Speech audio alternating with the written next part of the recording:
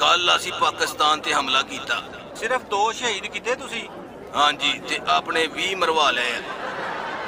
ओ ते हुण लाशां भी नहीं चुकन देंदे पै। क्यों?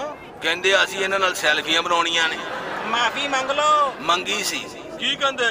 कहंदे आ कि मोदी इत्थे आके पहले नक रगड़े। और पंगे लै। हुण दसो मैं उत्थे जावां या ना जावां? किसे होर नूं घल दे। कोई भी तैयार नहीं। सुषमा? साफ इनकार। ते फौजी? वो तो कल दे किते लुक गए ने।